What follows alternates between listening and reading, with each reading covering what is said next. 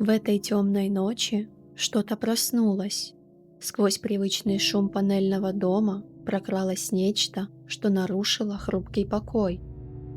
Каждое отключение света стало предвестником беды, а зловещие шорохи вырывались из тьмы, как шепот заблудших душ.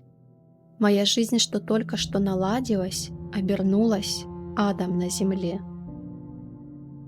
Меня зовут Катя.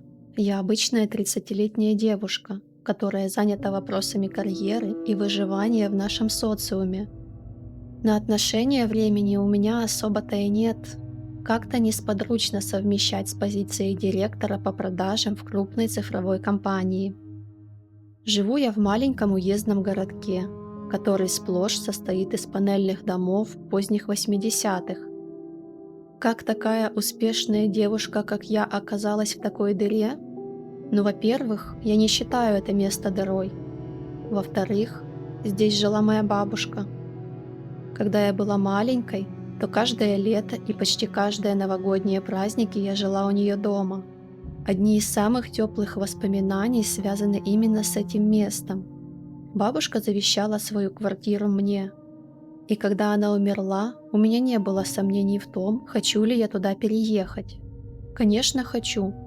Тем более, что моя работа вполне может осуществляться удаленно. 21 век все же на дворе. Двухкомнатная квартира с уютной атмосферой, особенным запахом и прекрасным видом из окон на цветущий двор и палисадник. Летними вечерами аромат цветущей гортензии наполняет комнату, создавая ощущение уюта и спокойствия. Тем более, что квартира расположена на 4-м этаже, что позволяет в полной мере насладиться густым цветочным запахом. Вот прямо как на этой неделе. Живу я тут уже 3 года, и если честно, это, пожалуй, лучшие 3 года моей жизни. Я стала зарабатывать больше, клиенты меня уважали, а одиночество казалось не пустотой, а бонусом. Никто не мешает работать, расти, иногда залипать в Netflix до утра. Я вовсе не считаю себя замкнутым человеком, просто мне комфортно одной. И квартира подходила под меня идеально. Стены из тонких бетонных плит, но шумоизоляция будто из толстого войлока. С любой стороны комнаты тишина и легкая меланхолическая грусть, что всегда присуща старым квартирам, хранящим память о многих поколениях жильцов. Я долго не решалась что-то менять в интерьере. Даже старый диван бабушки оставила прежним, перекрыв лоскутным покрывалом из своей старой одежды. Жила в настоящем, попутно погружаясь в свое прошлое. На прошлой неделе у нас начались перебои со светом. Помню, в первый вечер я только поставила свой электрочайник, как все резко потухло. Сначала подумала, что пробки выбила, но затем обратила внимание на улицу. Она вся погрузилась в мягкую летнюю ночь. Ни в одном окне не горел свет. Во дворе заливались детишки после явно удачной попытки напугать своего друга в наступившей темноте. Буквально через пару минут свет снова появился, и все вернулось на круги своя. Вот только на следующий вечер история повторилась. Но на этот раз света не было уже несколько дольше. Это начало вызывать вопросы, и я решила позвонить в местное облэнерго, чтобы узнать, что происходит. Телефон не отвечал. Я несколько минут сидела и слушала 40-ю симфонию Моцарта, что поставили в облэнерго на автодозвон. Скорее всего, все вокруг решили туда позвонить, подумала я и положила трубку.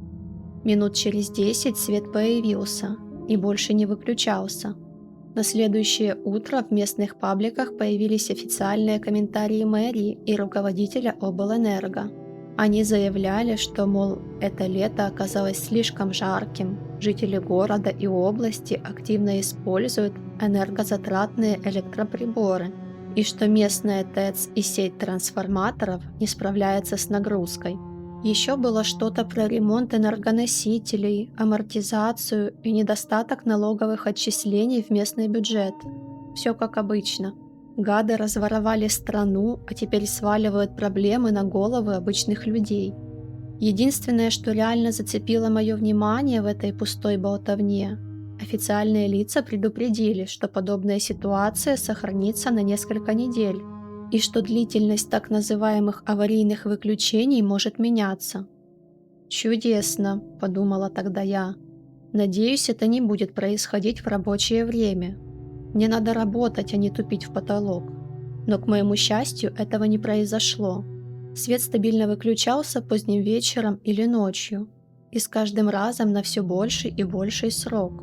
Так прошло несколько дней, и я уже привыкла к этому, пока не настал вчерашний вечер. Помню, я была у себя в комнате и смотрела очередной сериал на Нетфликсе, когда свет выключился. Был уже час ночи, и я втайне надеялась, что сегодня его уже не выключат. Ага, сейчас, разбежались.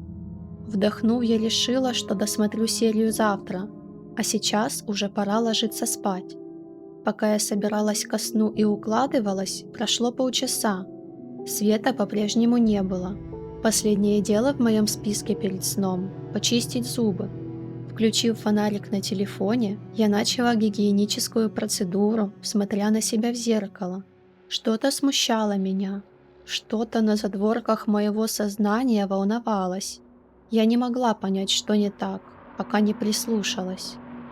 Какие-то странные звуки раздавались из вентиляции, как будто что-то скреблось, пытаясь пролезть по трубе или по вентиляционному каналу.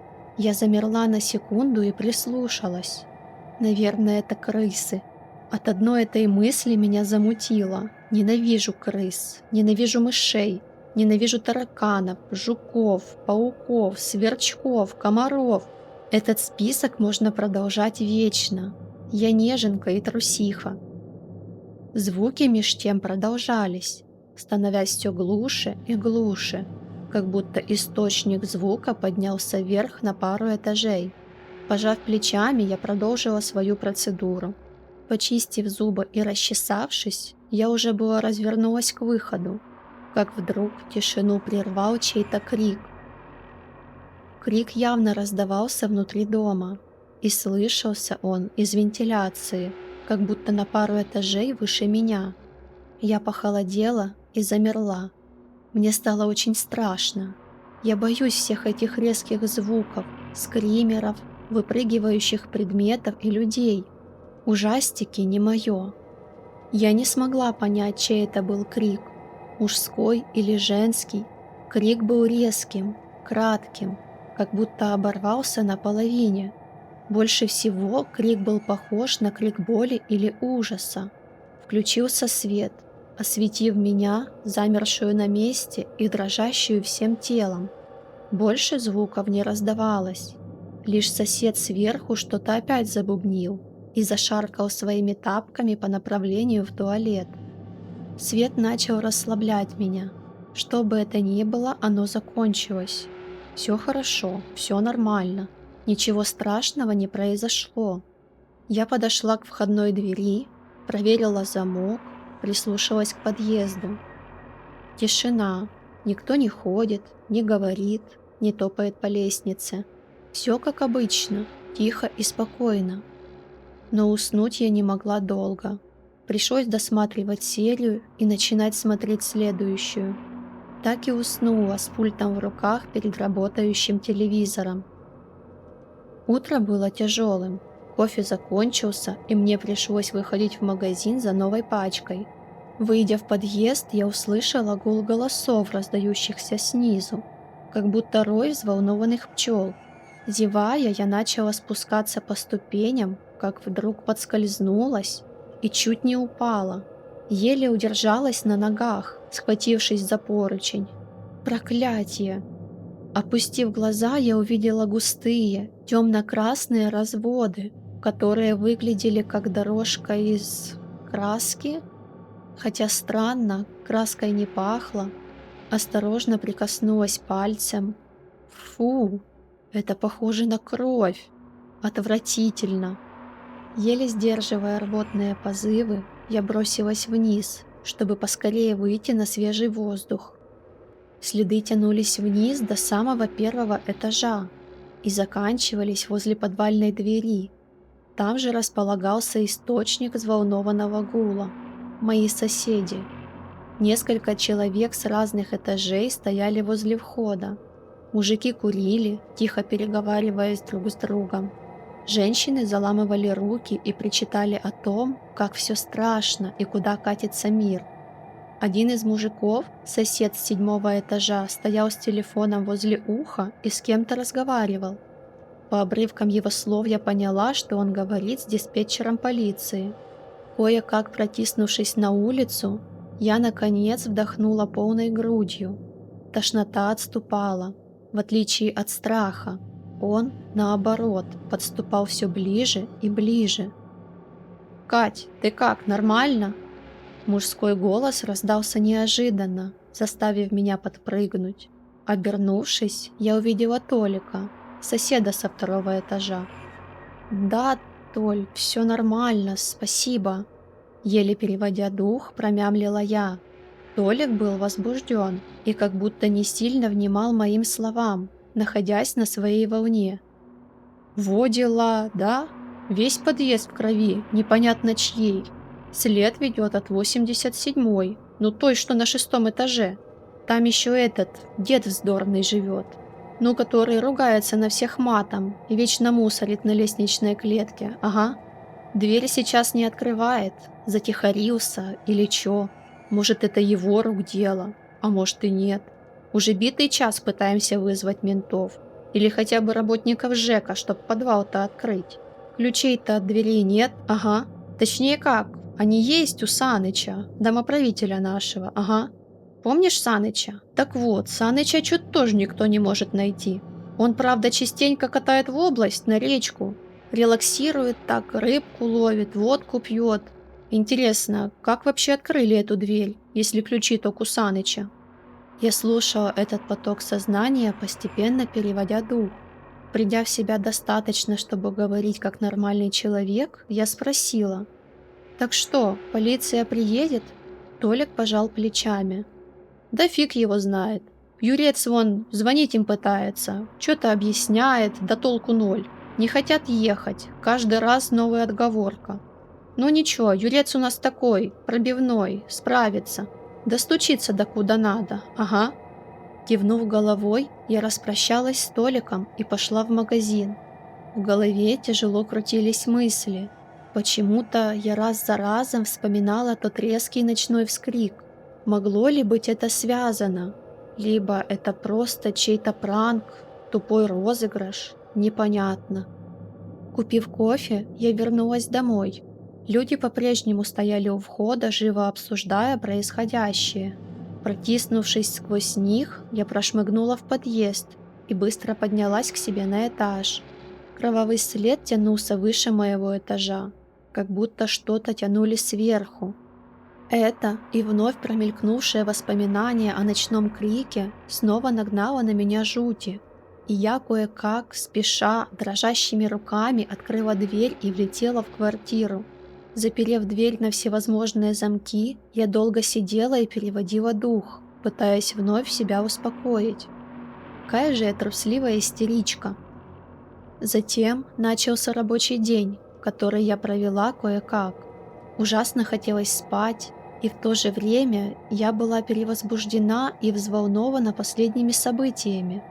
Иногда выглядывала в окно, люди возле подъезда рассосались, но к нам так никто и не приехал. Ни полиция, ни аварийка, ни скорая.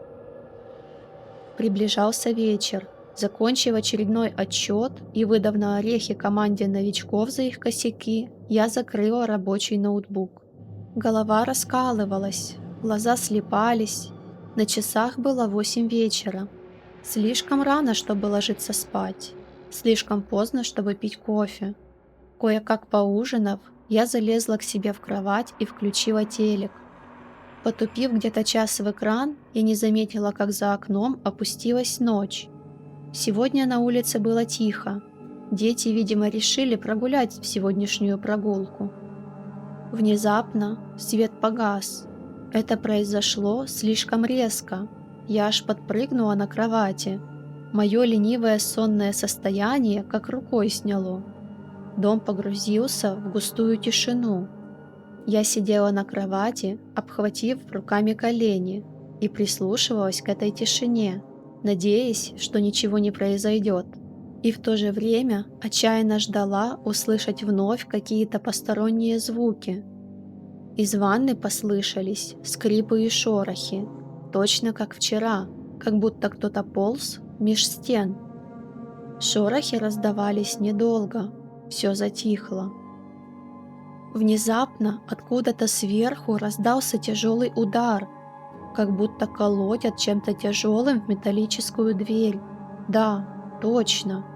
Это как будто к моему соседу сверху стучат. Стук раздавался без конца. Тяжелый. Было ощущение, будто весь дом дрожит от этих ударов. Этому стуку глухо вторило мое сердце, что забилось силой отбойного молотка. Сверху послышался голос соседа. Он матерился, на чем свет стоит, обещая настолько красочную и фееричную расправу над шутником, что я невольно рассмеялась, поразившись его таланту применять неожиданные эпитеты и аллегории. Раздались звуки открывающегося замка, сосед продолжил кричать матом, стук прекратился, дверь сверху скрипнула, по подъезду эхом прошелся голос соседа. На секунду повисла тишина. Затем я услышала это. Сосед начал издавать какие-то странные звуки, как будто он пытается говорить на вдохе. Звук постепенно перерос в паническое мычание. И затем, наконец, перерос в начало крика, точно такого же, какой я слышала вчера.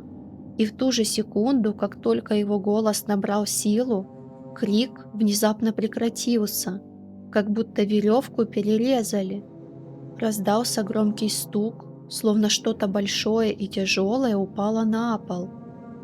Кто-то на той же лестничной клетке открыл дверь, и испуганный мужской голос спросил: «Вась, все в порядке?» Секундная тишина, и затем звук удара двери о стену, словно ее распахнули со всей силы.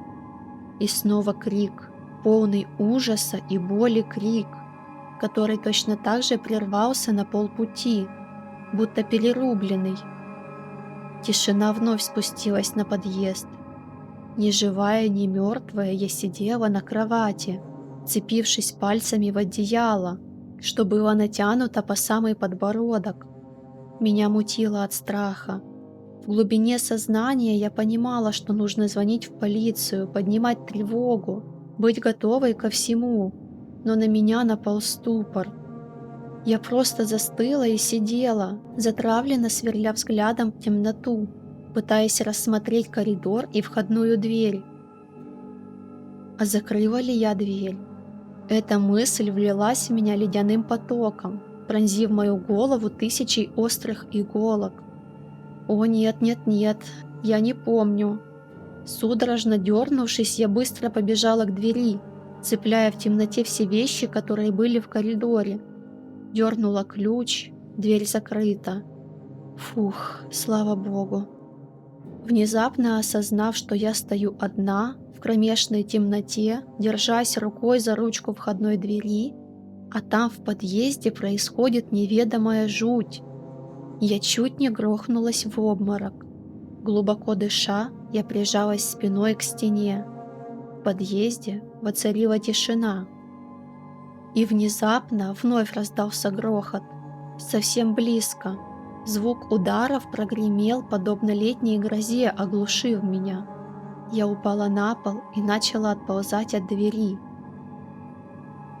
Сначала мне показалось, что стучат в мою дверь, но затем я поняла, что это не ко мне, а к Таньке из соседней квартиры. Кто-то был на нашей лестничной клетке и молотил кулаками в ее дверь. Так продолжалось несколько минут, пока удары внезапно не затихли. Через стенку я слышала судорожный плач Таньки. Сквозь слезы она просила неведомого гостя уйти и оставить ее в покое. Бедная Танька. Она явно была в ужасе. Вдруг из ее квартиры раздался какой-то громкий звук. будто кафель осыпается со стены. Звук бьющейся керамики все усиливался. Таня начала подвывать по-звериному. Ее рассудок явно помутился. Впрочем, мой был не в лучшем состоянии. Что-то ударило в стену, что разделяет наши квартиры, как будто пьяный человек, шатаясь, со всего маху врезался плечом. Пронзительный Танькин крик длился меньше секунды, а затем гробовая тишина. Задыхаясь от страха, я пыталась уловить хоть какой-то звук из ее квартиры. Ничего. Абсолютная тишина. В подъезде также было тихо все это время. Свет по-прежнему не дали. А затем я поняла, что тишина все же не была абсолютной. На фоне раздавался шум, приглушенный стенами дома. Он шел как будто отовсюду, как будто бы находишься рядом со стадионом и слышишь, как кричат несколько тысяч болельщиков. Вспомнив, что нужно позвонить хоть куда-то, я поползла на карачках в комнату за телефоном. Схватив телефон, я разблокировала его своим лицом.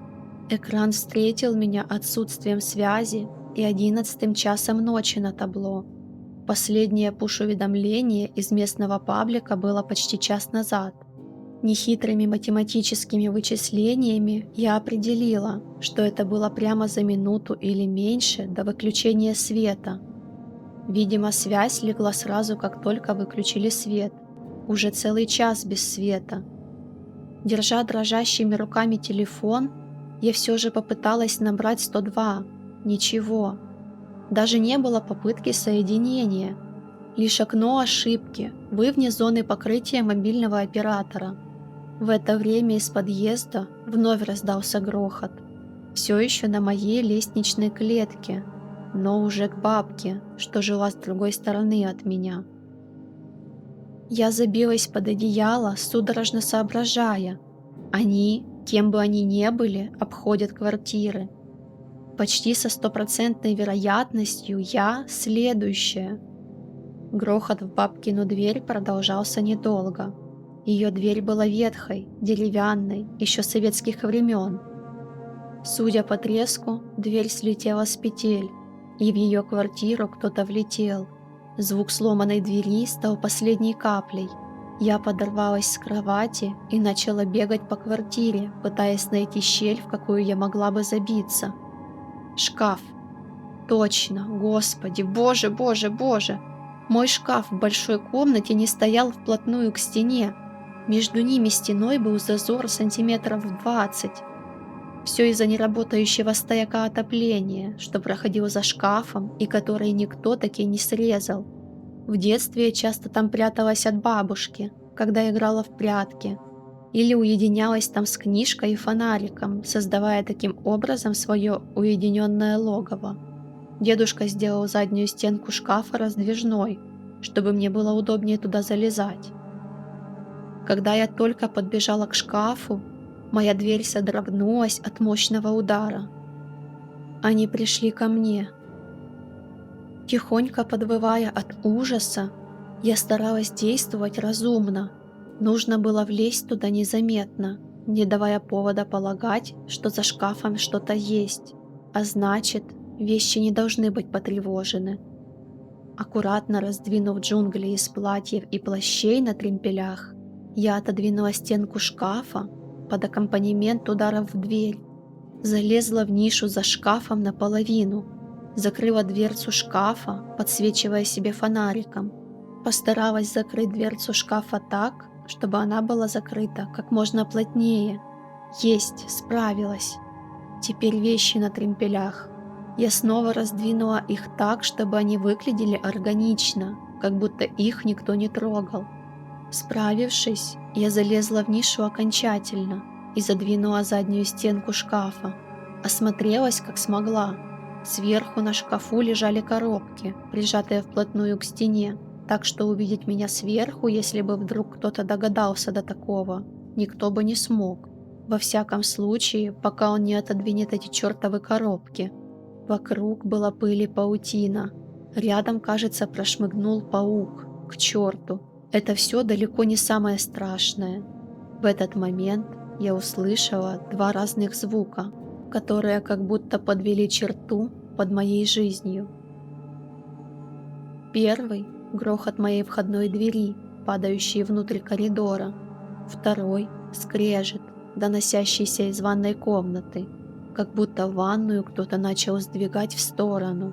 Посыпался кафель, как будто кто-то влез в мою ванную комнату откуда-то из стены, или потолка, или пола, или бог знает откуда еще. Я скорчилась в углу ниши, закрыв лицо руками, и старалась не дышать. Тело мое содрогалось в конвульсиях, которые я еле контролировала, чтобы не стукнуться о стену или шкаф. Откуда-то сверху раздался еще один крик, исполненный ужаса и боли. В моей же квартире было тихо, как будто никого нет. Может, они ушли? Как только эта мысль посетила меня, буквально в ту же секунду раздался грохот из моей спальни. Судя по всему, кто-то перевернул мою кровать, ожидая меня найти под ней. Все внутри меня покрылось коркой льда. Он меня ищет. Может, он слышал меня? Или как? Или что? Или он знает, что я дома? Из спальни доносился глухой треск, затем звук упавшего с креплений телевизора. И в ту же секунду звуки начали раздаваться и в большой комнате, где находилась я. Кто бы там ни был, он был не один. Кто-то начал распахивать дверцы тумбочек, шифоньера, перевернул кресло, затем что-то тяжело прилетело прямо в шкаф, за которым я пряталась. Я закусила ртом свою руку, лишь бы не закричать. Шкаф содрогнулся, но выдержал. Дверцы его распахнулись, и кто-то начал срывать мои вещи с тремпелей, прямо рядом со мной, за тоненькой перегородкой. В нос ударила непонятная вонь. Я не могу ее описать. Пахло не знаю чем. Запах был отвратительный, чужеродный, забивающий ноздри, отчего мутило в голове. Единственный звук от неизвестного, что рылся в шкафу, который я услышала, было хрипение, как будто хрипящее дыхание. Но опять же, оно не звучало по-человечески. Затем раздалось какое-то бульканье, и он дернул шкаф, судя по всему, за дверцу, и начал тянуть. Шкаф немного накренился, и затем, видимо, ручка или дверца отвалилась, и шкаф с грохотом приземлился обратно, попутно ударив меня о стену. Я старалась молчать из всех сил, не издавать ни единого звука, даже в момент удара. Раздался скрип ножек, наверное, тумбочки, а затем звон разбитого стекла.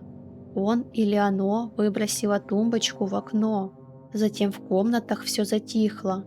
Запах постепенно исчезал. Я слышала грохот в подъезде, попеременно то близкий, то далекий, как будто обходили все этажи. Сквозь разбитое окно доносились звуки с улицы. Я не ошиблась. Звук, который звучал как шум стадиона, оказался хоровым криком, что издавался множеством голосов. Звук иногда усиливался, но постепенно сходил на нет. Звуки далекого грохота подсказали мне, что нечто похожее происходит в соседних домах. Во дворе раздался резкий вскрик. Затем я услышала бег в подъезде. Кто-то бежал по лестнице вниз, крича, как затравленный зверь. Я не смогла определить, кто это. Звук бега внезапно прекратился, сменившись звуком падения со ступеней. Затем все затихло. Несчастный, видимо, упал и сломал себе шею. Я по-прежнему сидела в углу ниши и молилась Богу и всем святым, как могла, повторяла как мантру одно и то же, шепотом. Свет все не появлялся. Так прошло несколько часов. Ко мне больше никто не заходил. На улице все затихло, в подъезде тоже. Лишь иногда раздавались звуки, как будто кто-то тащит мешок по земле. Затем медленно, словно нехотя, наступил рассвет. Кромешная тьма начала рассеиваться, уступая розовому рассветному солнцу. Тишина стала абсолютной, даже птицы не пели во дворе. Не слышно проезжающей машины, не слышно пролетающего самолета.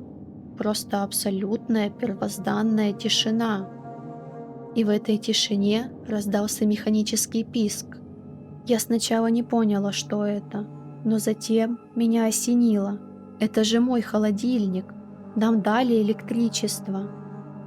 Посидев еще часок в нише и не услышав ничего, кроме гудения холодильника, я все же набралась смелости и вылезла из своей ниши. В комнате царил разгром. Шкаф был безнадежно сломан, его дверца покоилась рядом на столе. Пол был измазан чем-то, напоминающим смесь грязи, крови и слизи. Это нечто комками лежало на полу, прочертив дорожку вглубь коридора. В окне зияла огромная дыра, место тумбочки пустовало. На дрожащих ногах я пошла дальше. Спальня была перевернута вверх дном. Кровать словно разорвали на несколько кусков. Телевизор лежал на полу, сломанный пополам. В его экране торчал телевизионный пульт. В ванной комнате, не знаю как, но моя ванна была сдвинута со своего места. Под ней была дыра. Заглянув в нее, я увидела квартиру соседей снизу. Не увидела ничего, кроме мусора и обломков потолка. Моя входная дверь лежала внутри коридора, на расстоянии метра от проема. Ее как будто вынесли тараном размером с КамАЗ. В подъезде было тихо. Стены вместо белых были темными. Приблизившись к проему, я обнаружила, что весь подъезд сверху донизу был испачкан кровью. Тел на лестничной площадке не было. Двери всех соседних квартир были выбиты либо распахнуты. В коридорах соседей ничего не было видно. Тишина по-прежнему давила меня. Ни единого звука не раздавалось. В полузабытье я вернулась домой и взяла ноутбук. Сети не было ни на телефоне, ни на интернет-провайдере. Дальнейшие действия и решения я принимала уже механически, исходя из, как мне казалось, сухой логики. Нужно выйти на улицу и найти помощь. Пойду в полицейский участок, там точно должны быть люди, в идеале вооруженные. Одевшись и собрав вещи первой необходимости, вместе с документами и наличными деньгами я вышла из квартиры. Я не ощущала пустоты, я не ощущала грусти по поводу того, что я покидаю свою уютную нору. Я ощущала лишь безнадежность и отчаяние. На всех этажах ниже картина была одна и та же. Выбитые двери, пустые коридоры и следы крови повсюду. Я вышла во двор, мертвая тишина, ни единого признака жизни. Даже дворовые собаки и коты куда-то подевались, и птицы. Кое-где попадались пятна крови на асфальте. Отойдя в центр двора, я посмотрела на наш дом.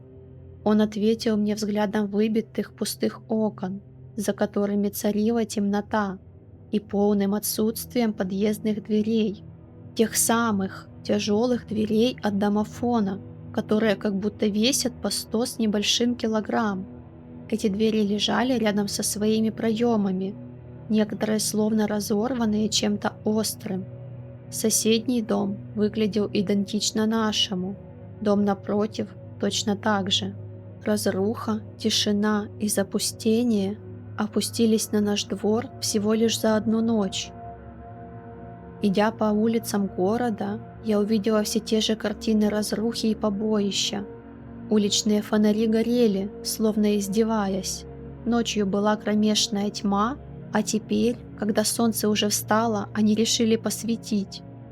Мне никто не встретился по пути, лишь брошенные машины с вырванными дверьми и распахнутыми багажниками.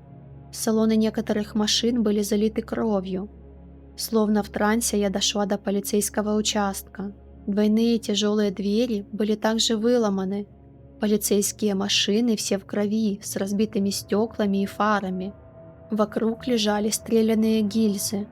и ни одного тела. Кое-где кровь была разбавлена чем-то зеленым, иногда фиолетовым. Выглядело оно примерзко и воняло. Вонь была очень похожа на тот самый запах от ночного визитера. Я нерешительно подошла ко входу в участок и заглянула туда. Страха уже не было. Я словно забыла напрочь, что такое страх. Во мне осталось лишь любопытство и готовность к печальному исходу. Внутри все было перевернуто. На полу лежало оружие, разнообразное, и его было много. Вокруг было еще больше пустых гильз. Никого живого я не увидела и не услышала. Я отошла назад, лицом ко входу. Я не знаю, что мне делать дальше. Наверное, мне нужно уходить из города. А еще лучше попробовать уехать на какой-либо машине или велосипеде. Кивнув самой себе, я развернулась на месте и сделала шаг, как вдруг услышала звук у себя за спиной. Я обернулась и начала вглядываться в полумрак. Ничего не увидела, никто не вышел оттуда. Из соседнего дома раздался звон разбитого стекла. Я выбежала на проезжую часть в надежде найти человека. Никого. Город по-прежнему выглядел пустым и неживым. В ту же секунду воздух сам как будто сгустился. Я начала ощущать угрозу, которая как будто исходила отовсюду, из каждого оконного проема, из-за каждой выбитой двери, из-за каждого темного угла, как будто что-то наблюдало за мной отовсюду. Страх, что вроде бы навсегда покинул меня, вернулся с новыми силами. Он был настолько велик и неудержим, что я перестала управлять своим телом и упала, потеряв сознание. Очнулась я ближе к вечеру, небо уже заволокли сумерки. Голова раскалывалась, меня вырвало. Воздух по-прежнему был густым, все вокруг словно замерло. Фонари не горели, вывески магазинов тоже. Свет, видимо, опять выключили. Где-то ниже по улице раздался пронзительный скрип металла.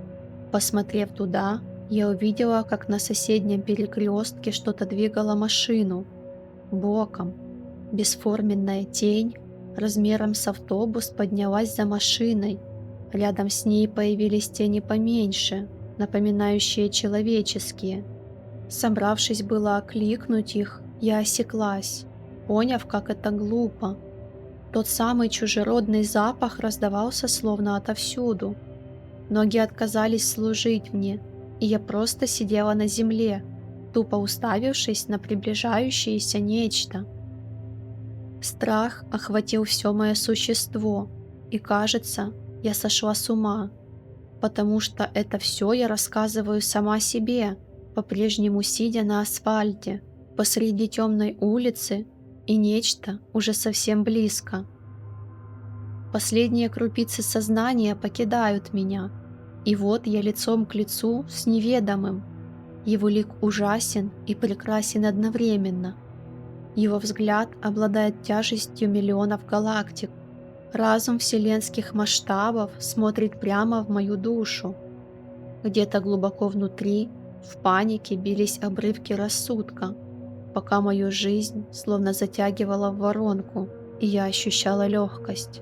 Да, мне стало легко в тот момент, когда оно забрало мое сознание и мою личность себе.